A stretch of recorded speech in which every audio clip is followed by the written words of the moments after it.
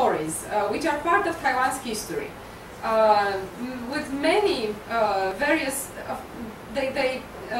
These stories are the many various chapters that make up Taiwan's history, and of displacements as well. For example, of the less known historical monuments featured on these souvenirs, there is this Longtang Bridge, which dates back to the beginning of the 20th century. The Hsinchu train station, which was also built during the Japanese colonial period.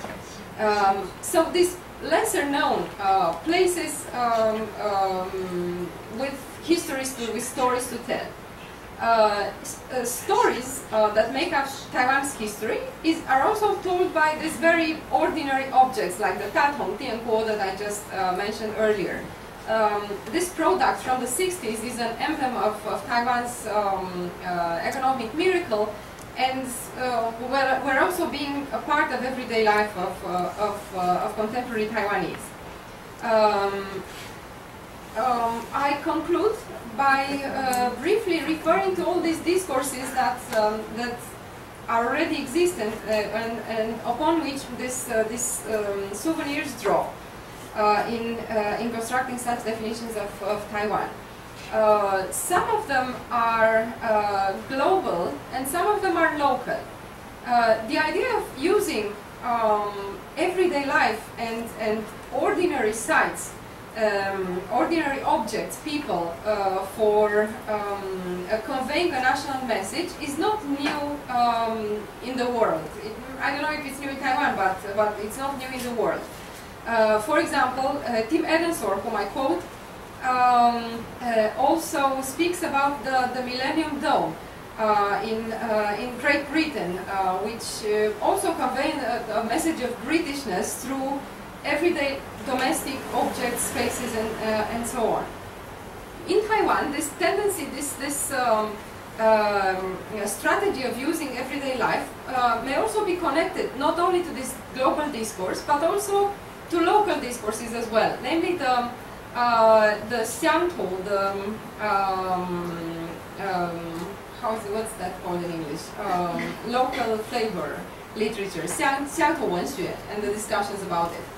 And the preoccupations with the lowly social strata or what happens in everyday Taiwan.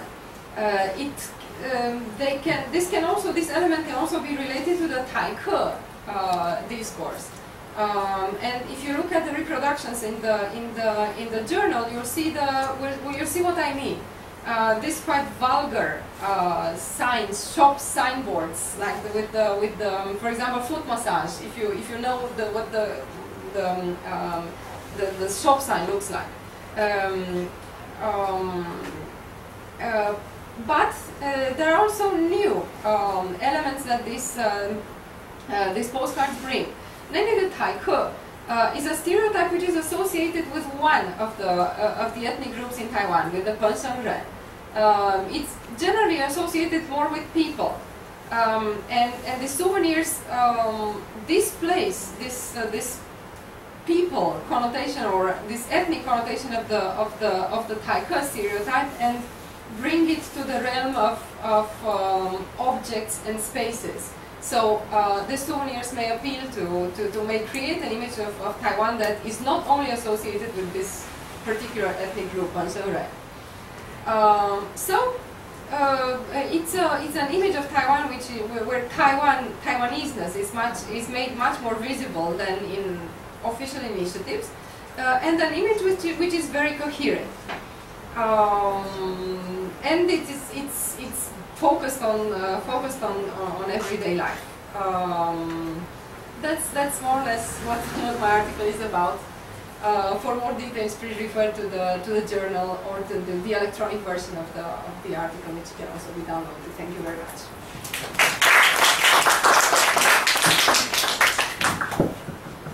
Adina's paper is being the first one in the special feature, is indeed accessible free. Je me mets à parler en anglais, excusez-moi.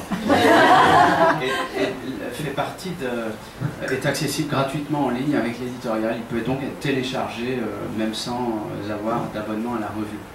Mais bien sûr, pour avoir tout, il suffit d'acheter le numéro ici, on va en copie. Je pense que l'article d'Adina, qui porte véritablement sur la question de l'identité nationale, renouvelle énormément l'approche, est un des articles les plus fascinants que j'ai eu le plaisir de lire ces dernières années sur la question de l'identité nationale à Taïwan. Je le dis vraiment comme je le pense, et je l'utiliserai dans mes cours. Parce que en fait, il étudie un matériau qui n'est pas du tout un matériau noble au regard des études de l'identité nationale traditionnellement, c'est-à-dire ses souvenirs vendus à des touristes. Et en ce sens, c'est très original, et Adina était capable de mobiliser toute une littérature théorique qui avait en fait déjà travaillé sur la question de cette identité nationale non noble, et également toute une littérature sur Branding the Nation. Et en fait, elle construit son objet d'une manière extrêmement convaincante, et on en vient à se dire, mais enfin nous qui avons vu ça depuis des années, on dit ah tiens, on représente Chiang Kai-shek pour les touristes chinois, tiens qu'est-ce que ça veut dire, tiens mais on représente tel et tel monument, tiens on voit pas mal de vieilles cartes postales reproduites sur Taïwan, etc. etc. On se dit ah mais c'est intéressant, pourquoi on n'y a pas pensé comme sujet d'étude en tant que tel. Elle l'a fait. Le Pigeonnier, la librairie Le Pigeonnier a imprimé des cartes postales très intéressantes, notamment le Tompojo du Musée National, ou le Tsui Baitai du Musée National du Palais, qui sont en vente là aussi également, et tout un tas de cartes postales anciennes. Voilà, alors tout est bien organisé. Voilà, et ça fait aussi partie du sujet délimité par Adina. Donc vraiment merci Adina d'avoir travaillé ce sujet et d'avoir été la première à rendre ce papier. Voilà. Alors les 4 autres sujets qui sont traités dans ce dossier, alors ce dossier fait 50 pages. Et j'aurais dû le dire d'entrée de jeu, c'est le premier numéro spécial sur Taïwan de Perspective chinoise depuis 7 ans. Enfin, le dernier remonte à 7 années auparavant. Donc il était grand temps. Alors, petite parenthèse également, on a répertorié 6 numéros spéciaux sur Taïwan depuis 2001, depuis 2000, pardon, le numéro de Fiorella Alliot sur les dynamiques identitaires, jusqu'à celui-ci. Donc on en a 7 portant sur Taïwan depuis 2001. Alors on pourrait, malheureusement Vladimir Stolojan, qui est l'un des auteurs, n'est pas là pour en parler, on pourrait discuter de l'opportunité de publier un numéro spécial Taïwan dans une revue qui s'appelle Perspective chinoise. Si jamais personne ne veut poser la question, je vous suggère de la poser, comme ça on aura beaucoup de choses à dire sur cette question. Réponse institutionnelle très intéressante. Voilà. Pourquoi publier un numéro spécial sur Taïwan dans Perspective chinoise? Un auteur répond sur le site, la page Facebook de Perspective de l'antenne récemment, de manière désagréable, mécontente, même si on peut le comprendre, en disant réponse à la bonne nouvelle de ce numéro spécial sur Taïwan, il dit mais qu'est-ce que c'est que cette histoire, comment vous osez publier un numéro spécial Taïwan dans Perspective chinoise, une revue qui s'appelle Perspective. Bon alors ok, on reprend son bâton de pèlerin et on va expliquer, nous on pensait faire quelque chose de bien et on se retrouve avec un retour de bâton compréhensible, d'accord. Donc Vladimir Stolojan a été le premier à répondre, pas du tout commandité, hein, je n'étais pas derrière. Et puis j'ai passé un peu, je suis passé par derrière de manière moins directe, parce qu'il a été extrêmement direct, pour expliquer qu'il y a une problématique institutionnelle derrière, donc on va y revenir si vous le souhaitez. Alors les 4 autres sujets traités dans ce dossier de 50 pages, alors portent, donc pour le premier sujet après Adina, sur, donc j'en ai un petit peu parlé, la façon dont ont été reçus ces projets sous l'époque Maïntio, lancés par 3 Xiantang de construction de trouleaux à Taïwan à des fins touristiques. J'en ai déjà un petit peu parlé. Ce qui est intéressant, c'est que l'un des 3 projets est passé par la destruction d'un patrimoine Hakka existant à Taïwan et qui n'avait, je dirais pas devant Fiorella Bourgeois, mais et surtout pas dans les gens qui suivent les affaires à Taïwan, mais qui n'avaient probablement pas d'énormes valeurs architecturales ou patrimoniales. Sauf qu'il était authentique, local, existant, il datait des années 50, c'est pas très ancien, mais sa destruction a été comme une confirmation du fait que ces Xianzhang, pour attirer des touristes chinois, étaient capables de tout, et donc ça montrait le dévoiement de la démocratie représentative. Donc il y a une énorme problématique derrière, hein. C'est pour ça qu'on a choisi et demandé la réécriture et le peaufinage de ce papier. Et ce qui était intéressant également dans ce papier, c'est qu'elle analyse une manifestation de faible ampleur, une réaction de faible ampleur. C'est pas du tout de l'ordre de la taille des tournesols. C'est en gros, en fait, elle analyse moins d'une trentaine de réponses sur Internet par quelques individus. Donc on est de l'ordre d'un échantillon, c'est même pas un échantillon, c'est vraiment une analyse d'une sensation sociale, d'une protestation de très faible ampleur, mais qui, si elle ne produit pas, et là on a quelqu'un ici qui a évalué ce papier et qui pourrait réagir dessus s'il le souhaite, on n'a pas du tout un échantillon scientifique, c'est pas dans ce cadre-là que ça se plaçait, mais ça pose la question de comment analyser en sciences sociales les opinions postées sur Internet quand on n'a pas de délimitation précise de l'échantillon, quand on n'a pas de connaissance de qui il y a derrière. On peut simplement évaluer à la lecture des posts qui ont été analysés par l'auteur et de ce qu'on ressent de l'origine, de qui sont leurs auteurs. On peut simplement supposer qu'il n'y a pas d'organisation derrière et que pour certains, ces posts sont peut-être parmi les premières interventions dans le débat public via l'Internet des individus qui ont posté. Voilà. Ceci dit, c'est intéressant de voir comment un si faible nombre de personnes ont exprimé probablement une opinion que plus de personnes partagent que ces quelques individus et conduisent dans 2 cas sur 3 à l'abandon de ce projet. Alors c'était certainement pas les seuls facteurs. Le troisième, bon, c'est celui qu'on connaît bien, qui a été fait par le Xianzhang de Miaoli, et qui est ce qu'on appelle aujourd'hui un hall à moustiques, un Wenziguan, c'est-à-dire où il ne se passe rien. C'est l'expression utilisée par les Taïwanais pour parler de ces constructions coûteuses, mais qui sont là pour faire dépenser de l'argent, éventuellement peut-être même pour servir à des commissions de ceux qui commanditent les travaux, mais on n'a personne. Voilà.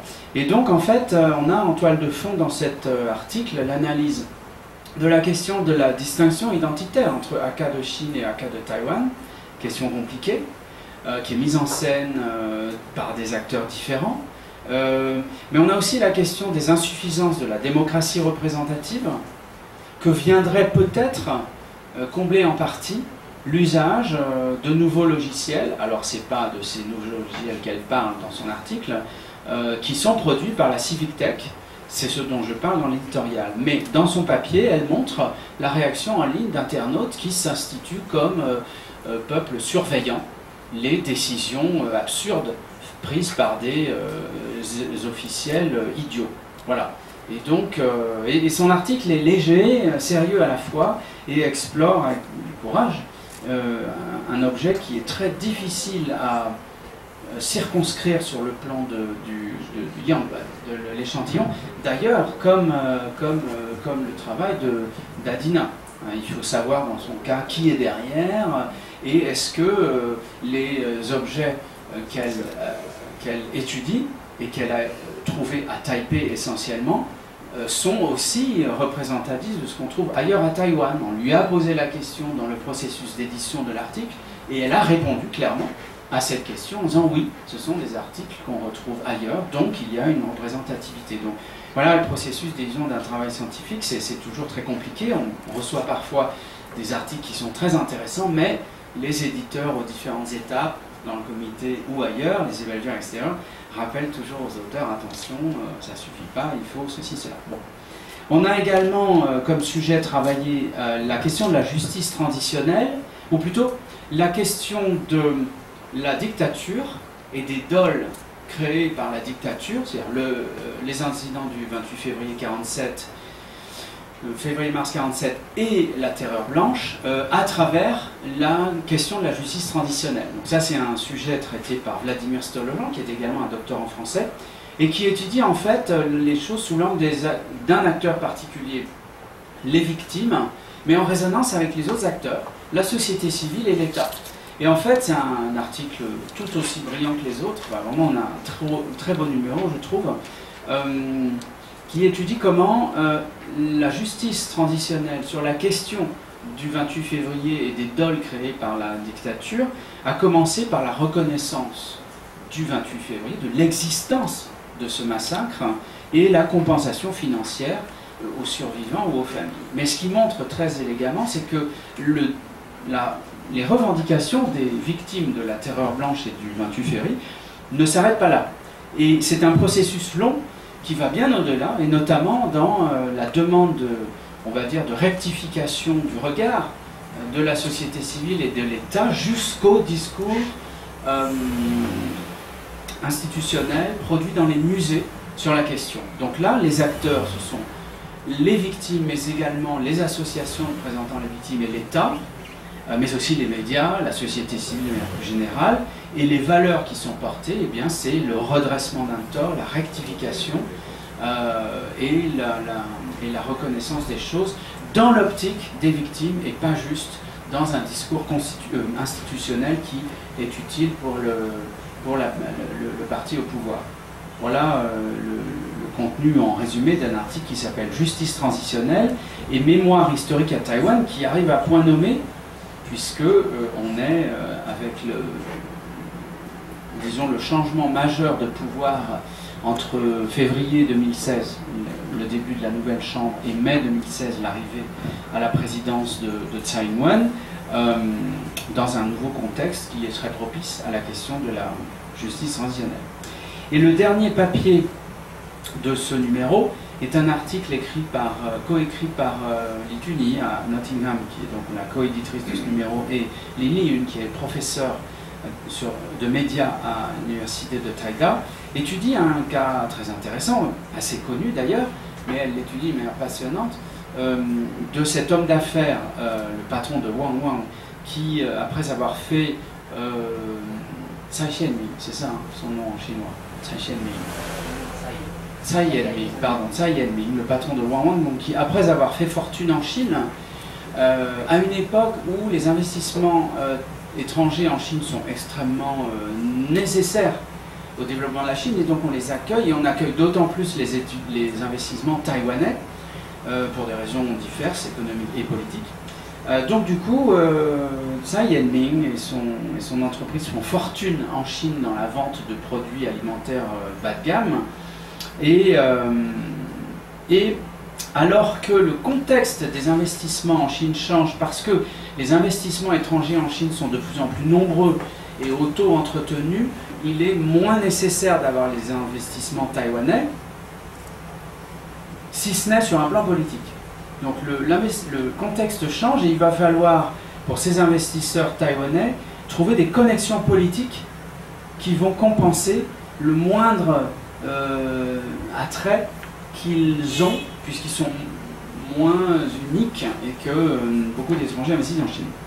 Du coup, ces investisseurs vont chercher des connexions avec les politiciens chinois locaux et nationaux à Pékin, et la solution choisie par Tsai Yen-ming est un détour par Taïwan, d'où il est originaire, pour en fait acheter des portions de l'univers médiatique du PAF, ou du PAT, paysage audiovisuel taïwanais, à la fois en ce qu'on appelle à Taïwan le Pingmian, les Pingmian, c'est la presse imprimée, et la presse électronique, qui est un mot qu'on employait à l'époque pour la télé en fait, et qui ne désigne pas les médias sociaux aujourd'hui. Et ceci pour tenter d'influencer les Taïwanais dans leur regard sur la Chine et l'unification, avec l'objectif avoué, revendiqué, de donner aux Taïwanais un nouveau regard sur la Chine, beaucoup plus positif, beaucoup plus favorable à la réunification, avec derrière comme objectif de séduire Pékin et de s'enrichir encore plus avec un accès d'autant plus vaste au marché chinois. Le problème, c'est qu'il s'est heurté à la société civile sur ce chemin. Et ça a donné lieu, comme vous le savez sans doute, à de grosses tensions entre la société civile, 7 acteurs, Wang, et l'État, à l'époque de Ma Ying-jeou, qui est coincé entre les deux, et un mouvement qui va s'opposer au Media Monster. Voilà. Donc là encore, un surgissement de la société civile qui va atteindre une partie de ses objectifs et qui va poser la question de cette démultiplication des acteurs. On finit par la question des tournesols. On commence le dossier avec dans l'éditorial, et je finirai par là, avec une analyse de l'usage des nouvelles technologies de l'information sous toutes leurs formes à travers les tournesols, pour non seulement lancer le mouvement, comme on le voit dans beaucoup de mouvements Occupy de ces dernières années, l'usage des NTIC pour lancer un mouvement, mais ici, dans ce cas-là, surtout pour son organisation, grâce à quoi le mouvement peut durer 3 semaines alors qu'il s'agit d'occuper un parlement.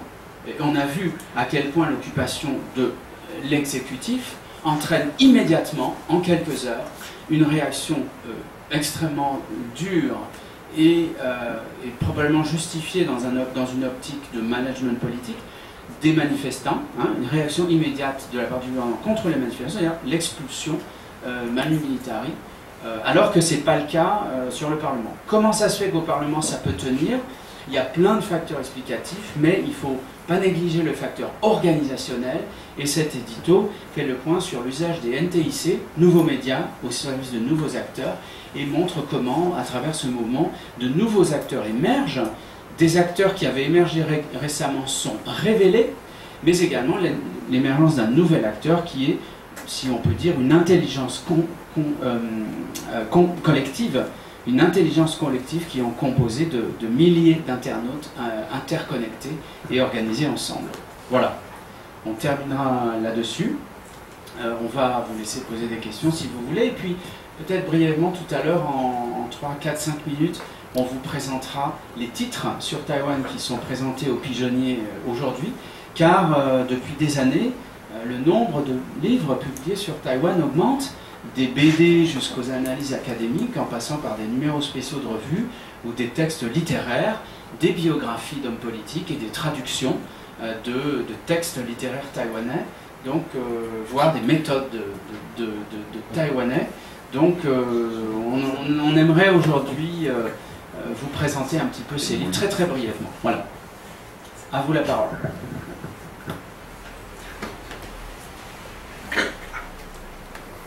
Une question pour Adina. Il n'y a peut-être pas besoin du micro. Je vais vous donner la voix. En fait, ça m'a beaucoup intéressé l'optique de votre article. Il se trouve que je travaille pour le gouvernement taïwanais, pour le ministère des Affaires étrangères, et que même si ce n'est pas l'agence chargée du tourisme, très souvent, il porte aussi un discours sur la destination de Taïwan comme une destination touristique, et veut aussi faire connaître Taïwan à l'étranger. Donc il y a des choses en commun.